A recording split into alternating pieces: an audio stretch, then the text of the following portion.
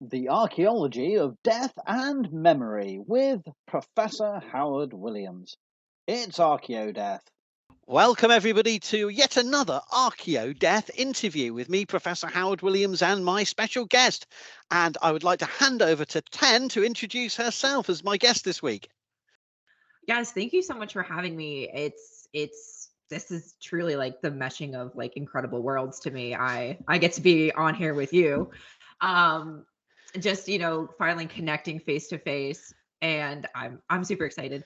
And for everybody out there, my name is Tenninger Kellenbarger, but I go by Tenn because it's easier for everybody. And yeah, I'm an archaeologist and art historian, and I just finished my PhD. So I'm taking on everything. well, congratulations on just finishing your PhD to Thank start you. off with. And I know you as diaries, and then I realized Yeah. you were Tenn, and then, because I came across you via TikTok, as we are both TikTokers, but you are one of our top celebrity TikTokers with unbelievable stats of views and likes and followers, and it's awesome. So I'm not worthy, but it's great to have you on here, and I do want to hear about your research Yeah. and your journey the journey so far, the story so far for Tenn, Yeah. and then in the second half, I hope we can talk about social media and particularly I'm interested in learning, given this is Archaeodeath, how you found the challenges of dealing with mortuary subjects online, because that's something that Yeah. comes up again and again, doesn't it? And you Yeah. you find a spectrum of views about it. And so I wanted to ask you, really, how did you get to do a PhD? What was your background?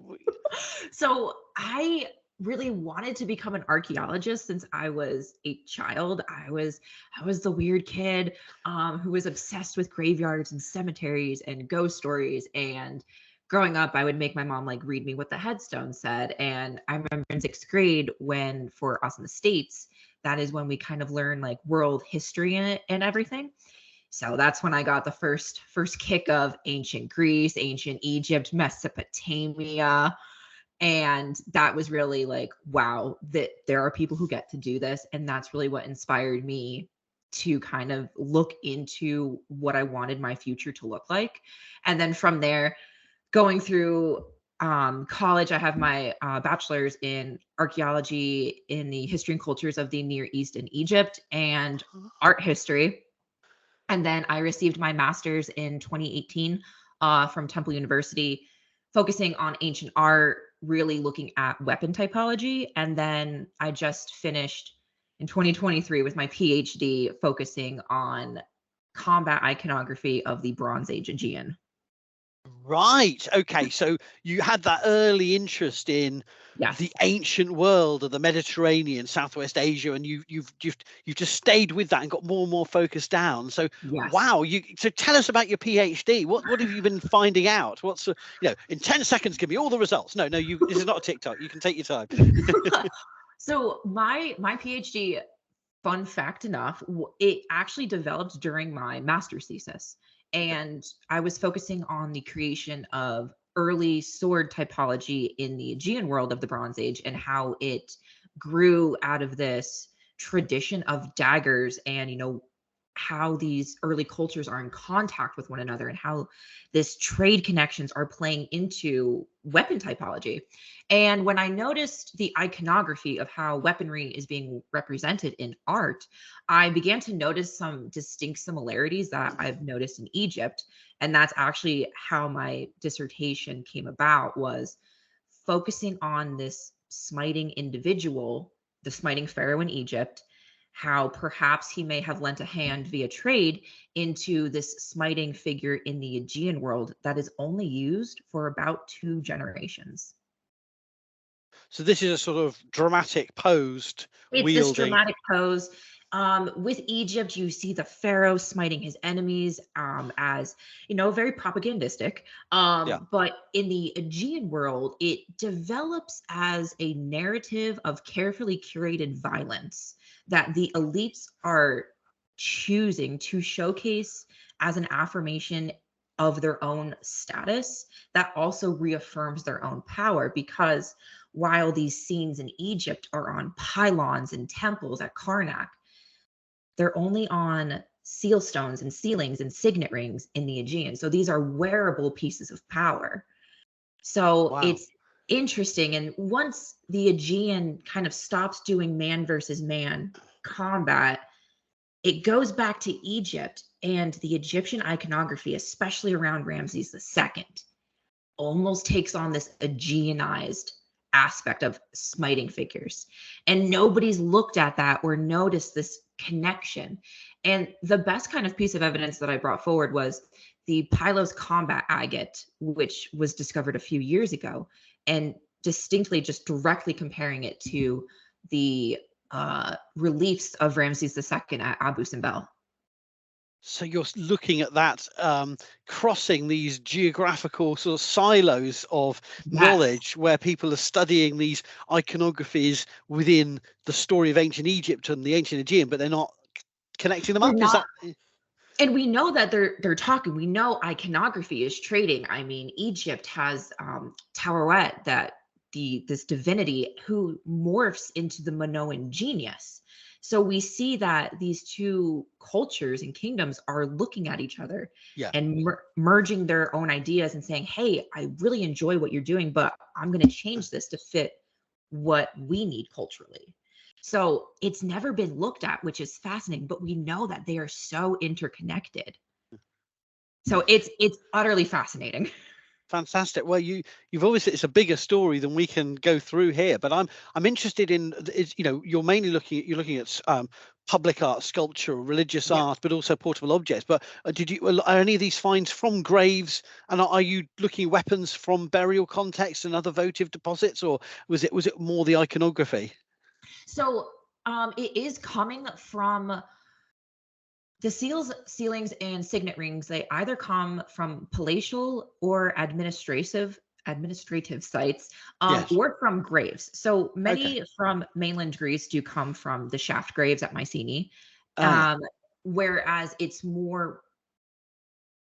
a smaller focus. Where Egypt, they're meant to showcase to the masses, right? Because everybody can understand artwork. So it's a different audience as well.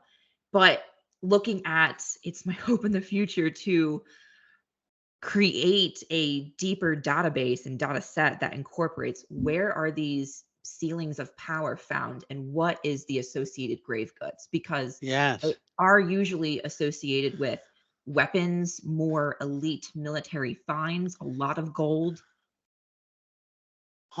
So the context matters as well, that it tells it's part of the story, and that's part for future research. Context as well as the material. So a lot of them are on gold or carnelian, which is an imported stone.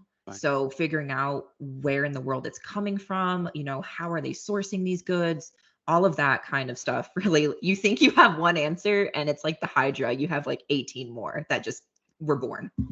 I suppose both the Aegean and Egypt are connected into that wider trading networks that spread. Especially early on, looking at a few case studies within my dissertation. Where are they sourcing tin from? Where are they sourcing copper, gold, lapis lazuli, all of this kind of stuff, and seeing how far these connections go. And do you think that this broader sort of set of connections, there might be other hints of weapon performative uses that we perhaps know less about, but are part of a broader conversation in the art? I don't know. It's interesting.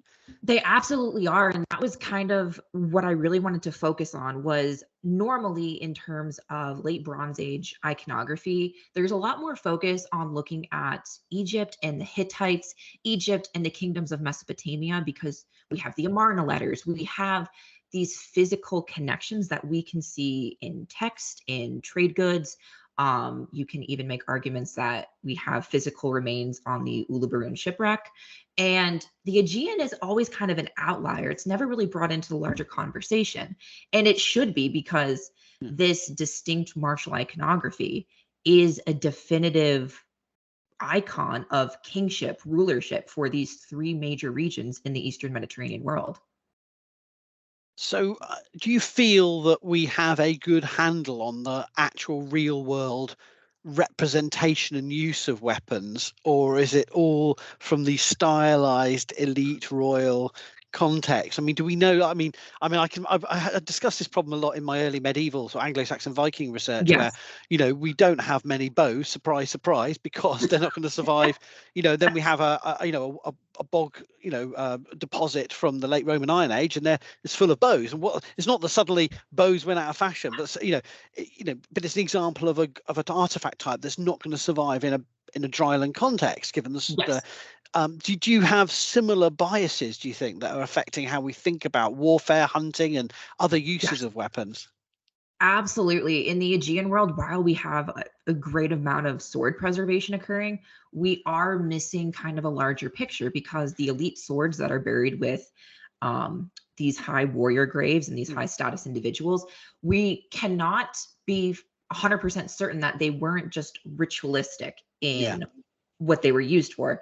And it's kind of hard to tell with use wear analysis if there's a ton of corrosion going on. Were these actually used? So it's also a hope of mine to recreate these and be like, could these weapons actually have functioned? And from there, we're also missing a lot of other things. And in Egypt, there's one weapon type that nobody has found in the archaeological record. It's only depicted iconographically. So we don't know if this is like a mythical kind of weapon, but it's just like there's never been found. That's fascinating, isn't it? And there are certain weapons in my period. I won't hijack this conversation and talk about my period, where people have been emphatic that they're too heavy, they're too big, they're too long to have ever been used, and then other people say, oh no, this is exactly how they would have been used, and here, and I find these conversations interesting, because often it's not an either or, is it? It's that these are utilitarian objects, but they have a whole host of symbolic and other associations. Is that a fair thing to say? Absolutely, because even in the iconography that I've looked at, it's very telling that it's always the swordsman who wins, no matter what kind of defensive or offensive weaponry the opponent has, how armored they are. The swordsman, the victorious warrior, could have simply just a sword, no shield, no helmet, and he's always going to win. So it's not realistic, but it does beg the question of, is this a creation type mythos? Exactly. I mean, you think people would have cottoned on quite quickly if that was the reality. Because you wouldn't go, I think I'll avoid that guy. Let's go for him over there. Right? You can't fight back. It's on the arch. You gotta die now. You gotta die. If you look right here, you'll see I have the sword and you don't. You can't go against it now. Look, they've made the pot, or they've made the no, but seriously, it is that's interesting, isn't it? And I always wonder about swords. Obviously they are presumed to be the ultimate weapon, but they're also the final. I don't know what the martial phrase is. You'll know better than me, but they're the item of dispatch, a final. So you may have actually used other weapons in a lengthy combat, but I mean, there's probably a technical word for it, but you know what I mean. Yeah. So, I mean, with swords, like in my talk about them to my students, I always say, like, swords are great for mid-range combat. Why? Because I don't have to get so close to you to land the blow. Like if I had a dagger, I have to be right up on you, and I have to hope that you miss me. And if I have a lance, I maybe get one shot, and I better connect on the first try. Yeah. Because then you're very exposed if someone can grab it or it pushed aside, and then correct. And even with weapon typologies, earlier swords are heavier and are more slashing type swords. So you also kind of have to think, is this going to be used effectively in interpersonal combat that's not a duel? So, so many questions. It is, isn't it? Because I mean, I've obviously had some conversations with reenactors in the early medieval world where they can be the level of reconstruction, living history can be so insightful, but also it can lead lead down to certain sort of modern expectations of traditions of this is how we use weapons, was Yes. actually not clear either way. And I don't know about Bronze Age or earlier periods anyway, and how much it is a blessing and a curse having people interested in reproductions and recreations. I don't know if you have any thoughts on that. There are some works that have been published where scholars have recreated the weapons and have not so much tried to use them in reenactments, but have at least tried to test their force. How capable are these weapons? Would they break because of percussive force? Could they actually do severe damage? And while also like taking it even a step broader, you can see things in warrior graves, you can see things in archaeological records, you can see things in iconography, but we're also kind of missing the individual like mentality of what are these people thinking, how was their training. And there are a few works that also go into like how much training an individual would have had to go through so that they wouldn't flee or freeze, and like what mentality that would have. You need to rely on the weapon, but you need to rely on yourself, and that training and practice would be everything. I Oh, suppose. absolutely. I wonder, I mean, are there any other major myths or misconceptions about this area of iconography and of weapon use that you can share with us, or is everyone reasonably calm and serious and scholarly about this field, and there's no sort of glaring uses of popular fringe or crazy ideas? I don't know. I mean, I think for the most part that I've noticed with just completing my dissertation was Egyptologists and study of Egypt, they really stick to themselves and don't really open up to larger worldviews and broader conversations. But in terms of weapon typology and all of that, it is, we just kind of have to lay out the evidence and not make any like drastic conclusions. But when you look at the iconography and the weapons, it makes sense why Arthur Evans and Heinrich Schliemann were saying that these were the people who fought Troy. But I think that's the biggest glaring thing is everybody wants to say this seal stone or this burial was Agamemnon, and these are the people who fought the Homer Troy. effect. This is what Homer was writing about. Like, I yeah. think that's the biggest kind of, I don't want to say threat, but like that's kind of the biggest pushback of people want to relate it to something later in Greek mythology and epic poetry. And if it's not my period, but of course, if it was me, I would spend 99% of the time going, well, it's rubbish, you can't be doing that. And then the TV cameras would arrive and go, this is definitely Agamemnon's toilet, or this is definitely, Achilles' toothbrush or something. No. Oh, absolutely. I mean, even with the death masks at Mycenae, I mean, there's a few individuals who are saying, some of them could be fakes. Some of the items found from Knossos may have been forgeries, and that's a very real conversation that we have to have of the time period of these antiquarians and early archaeologists. We have to have these types of conversations. There's so much myth built on myth that's of our modern era to try and connect these things up. I suppose that does affect. I mean, that perhaps is a nice segue into discussing the social media aspects of your work, because you've been so successful, obviously successful in completing the biggest ever possible research project anyone can do is a doctoral thesis, but you've also been equally successful in communicating not just your own expertise, but a broader range of news and discoveries in archaeology. So I wondered if you could tell us about how did that happen, Tenn? How did you get into that? I really just wanted to kind of showcase, anybody can get into archaeology. I've had so many questions from people of how did you get started? What is it like to do this? Or just people wanting to know more about ancient history. And I think that's how so many people can connect to one another, is this desire to learn more. So I don't even remember what like one of my first ones was, but it was more like, what, I enjoy this. I enjoy nerding out and talking about these incredible archaeological finds, and I'm going to talk about it. And if 5 people see it, then I hope those 5 people learn something. And I mean, do you recall a moment where you suddenly went, I mean, I don't know if I don't know how to qualify viral, but did you remember a moment where you suddenly realized you had a far bigger audience than you anticipated? And was it a predictable moment, or was it a video you thought, oh, why that one?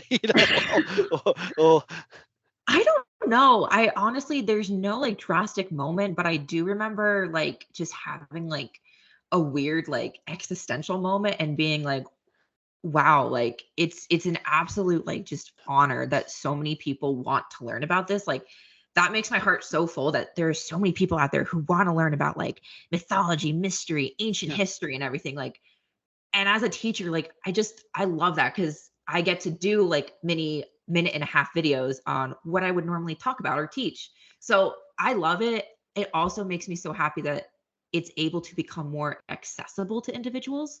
And living in like a post-COVID era, I want to make everything as accessible as possible that I can. you started in what, 2020, 2021? I want to say 21. Yeah. Maybe. It's all lost. It's such a quick fire world of videos. But I mean, so you've been doing this 2.5 years, let's say, approximately. Mhm. And in that time, have you noticed? I mean, did you formulate a did you formulate a formula? Did you formulate a way of a style? Because you have such a engaging and succinct style of video creation. I wondered, You. did you do that from the start, or was that something that you've evolved?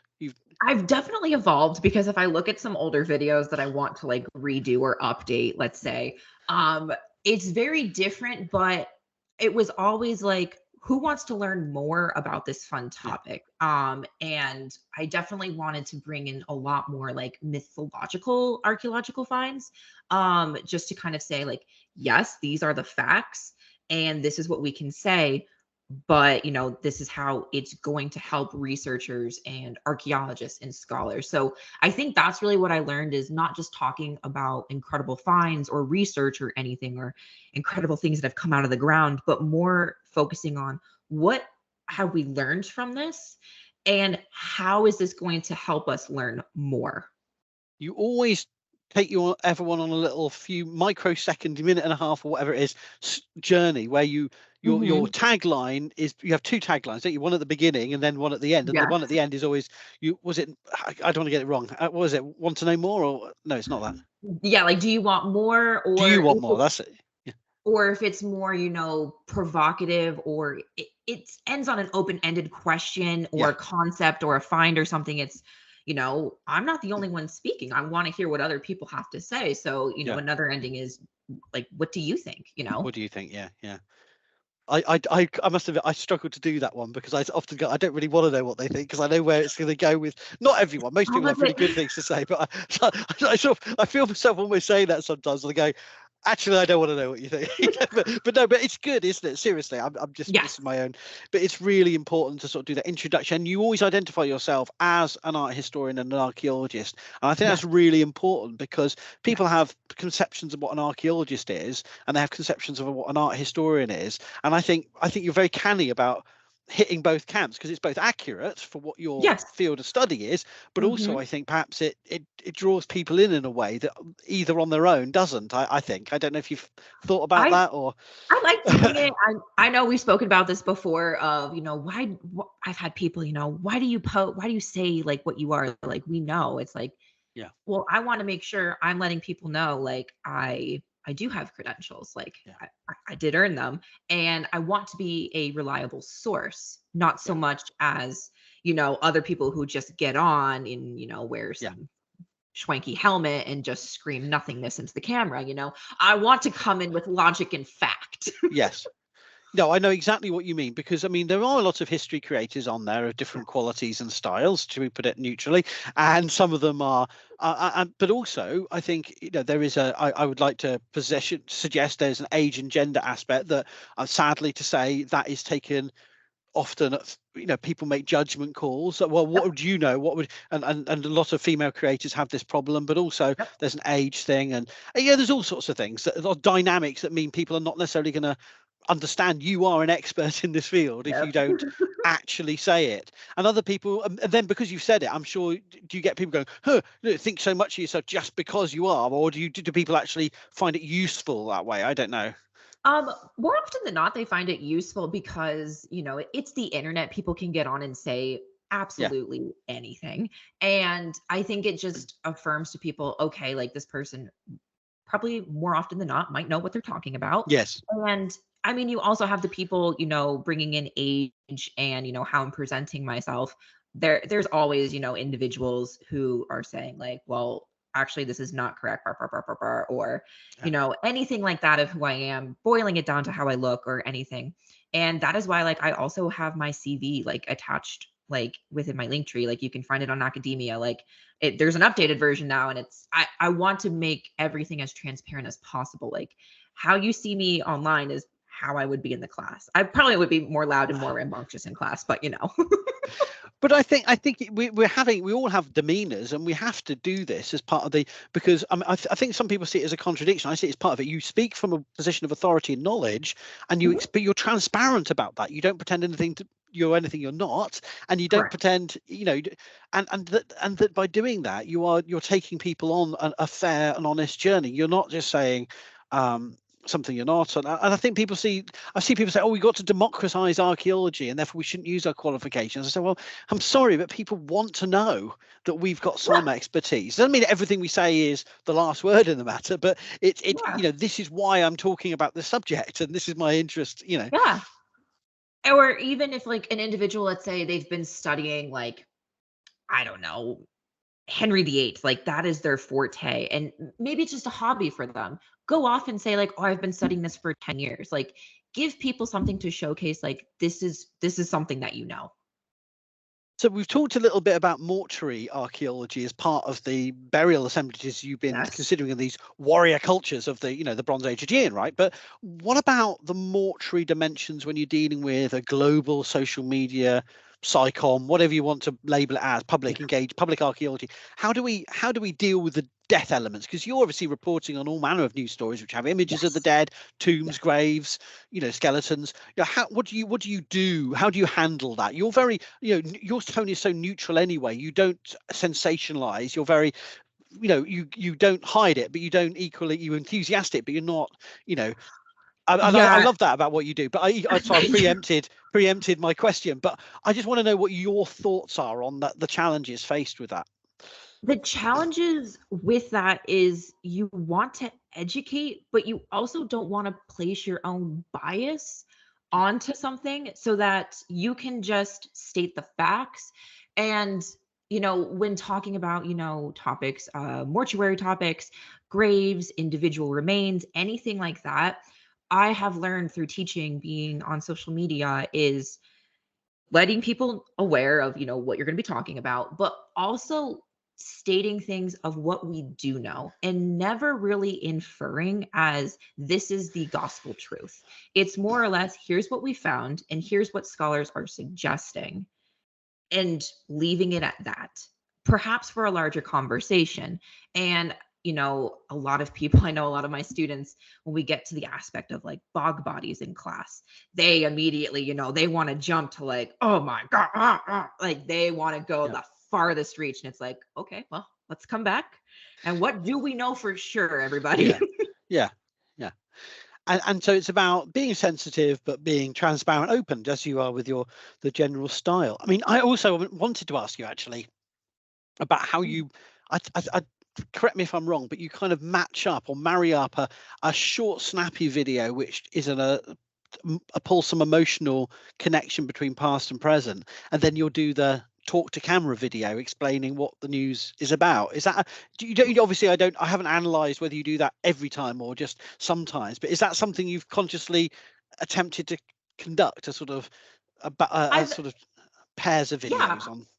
I've actually begun to notice that I've done that myself, and I think it's more like because of how I view myself as an archaeologist and a scholar, seeing these things in history and, finding them in the ground and seeing this tether from 2023 to, 500 to 1700 BCE, and seeing this like human tie that we all share today. I want to show people that. And I absolutely love being able to be like, oh, what we're doing today, somebody did that thousands of years ago, to show like we're not all that different.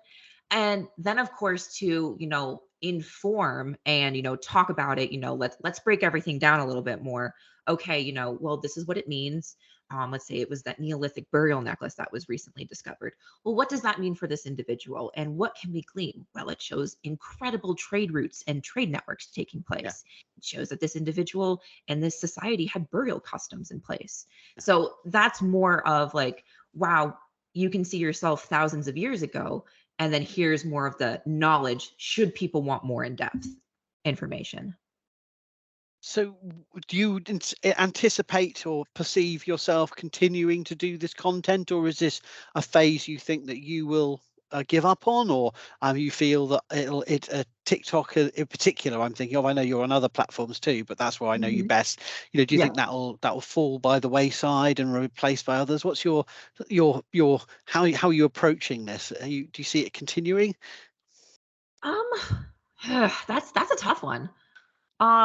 I think while it's there, I'm going to be using it as much as possible to continue to share what I know, and hopefully people still like it.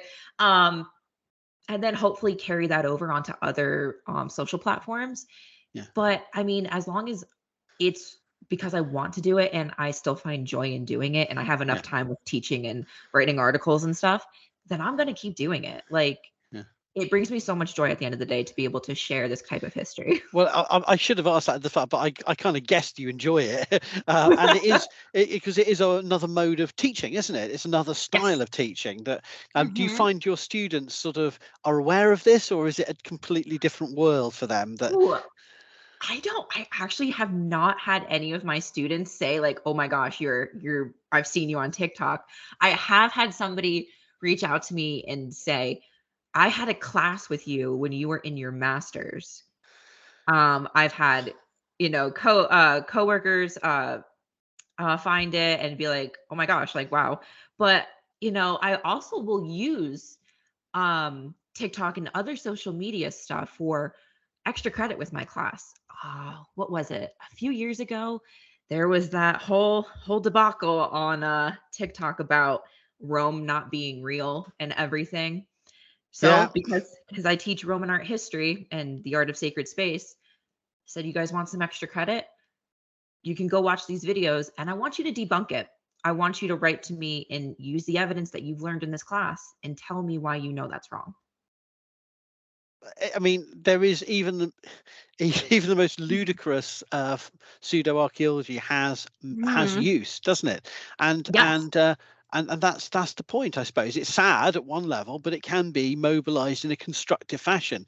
And I think that is true of, I mean, I don't make my account a debunking account. I occasionally, like, those are the ones I know go big for me, but I don't want to milk that because I want my account to be about positive news. But I'm not going to apologize for the few times I have, because I think sometimes we need to articulate a stance and say why these things are wrong, and other people will learn by doing that. And so I'm delighted your students you got the opportunity to. I hope they didn't let you down. Oh no, they did not, man. They went full in on that individual. Oh, good. But it was great to see not only were they paying attention in class, but it was interesting to kind of bring in social platforms into class, because students today are going to be present on them. And you have them watching Netflix, and let's tell individuals, why is ancient apocalypse not good, not correct? Like, yes. let's lay it out for them so that they can go out and be critical thinkers on their own. I think they need to see us doing this, and also to understand that we're part of that broader conversation, even if we're not. Well, you are more than I am, bigger voice in these things. But I think it's important we have a foot in the door, at least, even if these accounts get massive followings. At least we're a presence there, so that if, in the same way that, I think it's really important. So I thank you for your service. It sounds very military, but it is an important. You're one of the few people that's made a real hit of this, and I think it's really important you've been doing it. So I was hoping you'd say you're going to keep doing it, but I wasn't sure what your, because it can be exhausting. It is, but it's also fun, because I think it also keeps me on my toes, like, of new work coming out, being present and looking for what is being published, what are researchers doing, and being more on top of it while deepening the current knowledge that I do have. So it is great to just kind of like keep myself like on track and going. I must say I am learning as I do it, because there's so many things that I am out of date on. I am I never have been up to date on, because I realise I've had assumptions. I've read about 8 articles that have used a term, used a phrase, and I thought I knew what it was, but then I never really did check, or Yes. and it's all little things that matter, that don't matter until you're doing a video about them, and you need to do it in 3 minutes or two and a half minutes, and you need to, because someone will be there going, actually you're so an example. I've been doing this, a mortuary one. I've just got a video Yes. planned on excarnation, and I have an Ooh. idea in my head about what excarnation means, but then Wikipedia gave me a different view.